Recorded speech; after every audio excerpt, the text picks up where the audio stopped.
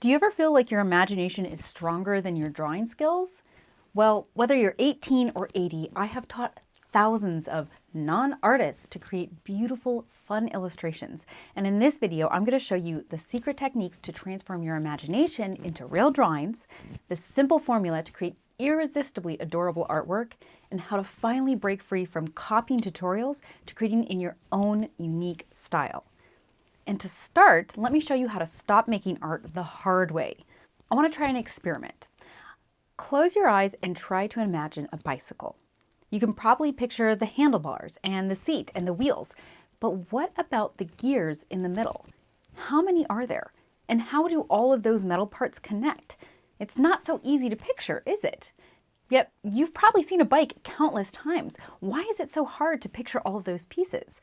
Well, your brain remembers the parts that are important to you, which is the handlebars and the seat, the parts that you actually use, but not enough to actually draw a bike. See, I used to think that real artists effortlessly drew from their imagination, but that's actually a myth. Now, you're probably saying, what are you talking about, Brooke? I see artists draw things right in front of me without looking at anything. What do you call that? Surely they're drawing from imagination, right? And in fact, they've got a secret. And in fact, I bet you do too. I bet you have also done this. Have you ever drawn one of these 3D boxes? Once you've drawn this a handful of times, you can do it from memory, no problem. Look, here's the secret that the art world doesn't necessarily advertise. Most artists, even the masters whose works hang in galleries, start by drawing what they see in front of them. And after they've drawn the same object a handful of times, they develop a kind of image bank in their brain, and they can draw that object whenever they like without having to look at a reference. So yes, you can argue that artists are drawing from imagination, but it might be more accurate to say that they're drawing from memory. Okay, so now you know that the best way to learn how to draw is starting by drawing what you see from a reference image. But how do you even do that? Well, next let me show you some useful tricks so that you don't waste hours drawing something that you end up hating. Like, for example, have you ever been so excited to start a drawing and then halfway through realized that everything was totally out of scale, that you had no room left on the canvas for the rest of the drawing? Most people fail here because they don't know how to get the proportions of their drawing accurate. But when you do this next step, it makes making proportions right 10 times easier. It all starts with turning on Procreate's grid feature. Now, the way to make this easiest to draw is to focus on the main shapes first, like the head, the body, and then we can do details like the ears and the feet and the nose and the eyes. Now, when I'm thinking about placing the head, I know that it goes in this square, but I'm looking specifically at the sides and top and bottom of the cat. I can see that the head is about halfway up, but the top is a little lower, and so is the bottom. Now I'm going to roughly draw in that circle, and I don't have to be perfect, I can clean it up later. Next, I'm going to draw the body of the cat, and I'm going to start with this side. So I can see that the far edge of this foot is on this board that's about halfway through this grid.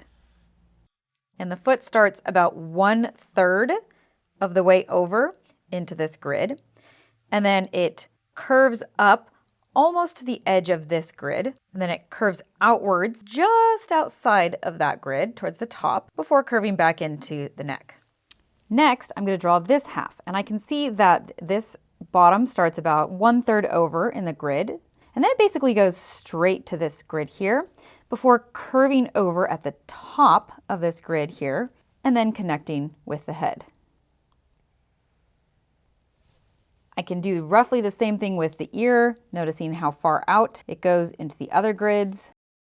Now it's going to be a lot easier for me to come in and do the same thing with the feet and the facial features. Now the grid is really helpful when you're first starting getting these proportions accurate. When you first start doing this method, it may feel like it's a lot of work, but really this is just an aid to help start training your mind. Over time, you are going to get faster and faster at this, and you will be able to just imagine the right proportions. You won't actually need the grid anymore. The grid helps you train that part of your brain to see proportions accurately. Now here's another fun trick to help you get your proportions right. Imagine that we want to draw this dumpling right here. What I'm going to do is I'm going to draw this first line here, and I want you to imagine that the start of this line is the center of a clock. if the line of this dumpling was the hand of a clock, what time would it be pointing at?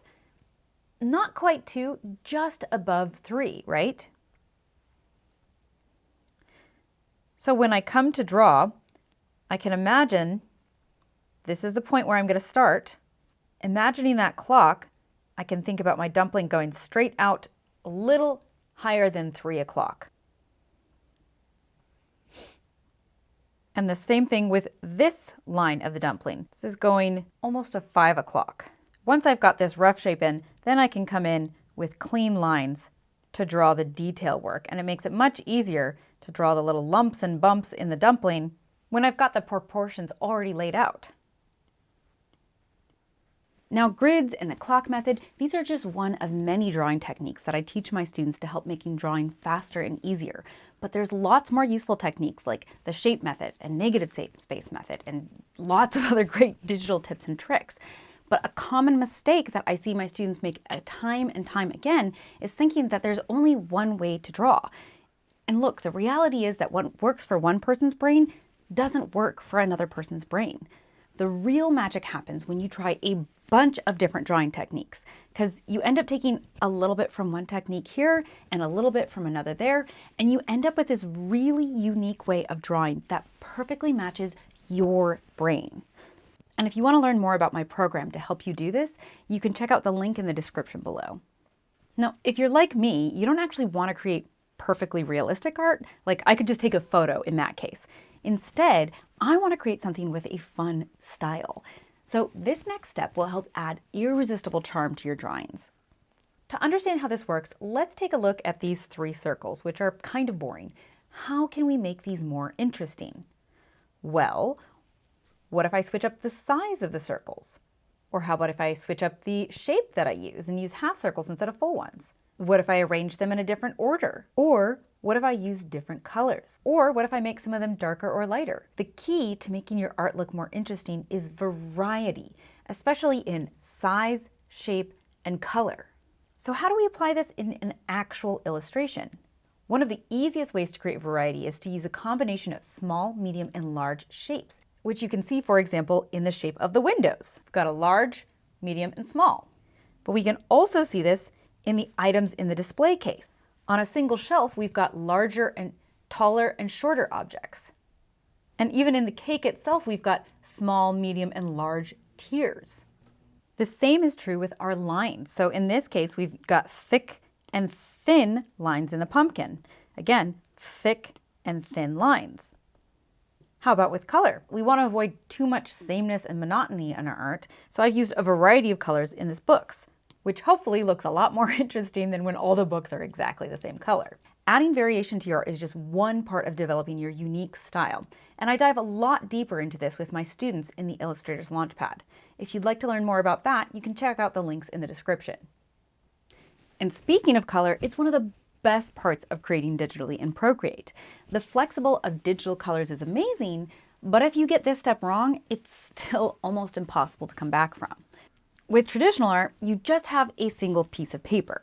And unlike digital art, there's no undo button, so you have to get it right the first time. If you go too dark with your watercolors, it's really difficult to fix that and make it lighter again. However, with digital art, we have layers.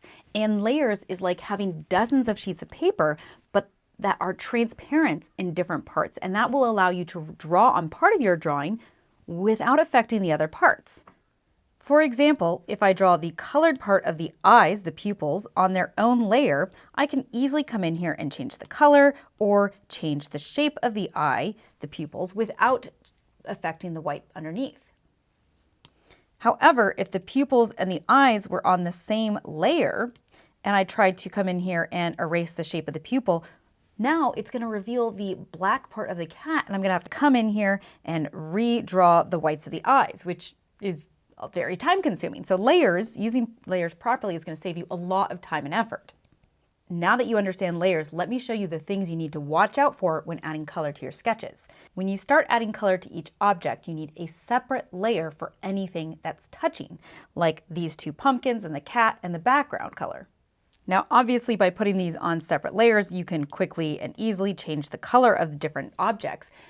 But This is going to be crucial for another reason later in the process. Now, before you start coloring and adding details, which of these two brown colors is darker? Actually, this is a trick question. They're the exact same shade of brown. The only reason that they look different is because the background color changes how that brown looks. And that's why it's so essential that you choose a background color right away when you start coloring your piece. Before I start adding fun details to my pumpkins and my cat, I need to consider how all of these colors are going to look together, especially the big blocks of color. Next, I'm going to show you the Procreate tools that'll help you add fun details in the easiest, fastest way. So I've got this pumpkin on its own layer, and I want to add some fun details. But this brush I've got is so big that it's kind of a pain to use. I've got to erase where the pumpkin was to keep it all clean. Well, there's actually two shortcuts that can make this way easier. First, I'm going to go to my pumpkin layer and I'm going to turn on Alpha Lock. Now, when I go to draw my shading, it's just going to constrain me to the shape that I've already drawn. No erasing or trying to follow this edge perfectly. It's way easier. Pretty neat, right? But what if I want to change the color of the pumpkin but keep the shading the same? Well, they're both on the same layer, so that's kind of tricky. Instead, we can use another digital tool to take advantage of these layers. So this time I'm going to create a new layer above my pumpkin and I'm going to put my shading in there and it's going to look like this big sloppy mess, right? Well, if I tap on this layer and choose Clipping Mask, now I have the freedom to change the color of the pumpkin underneath or maybe erase some of this shading without affecting the color because these are on different layers.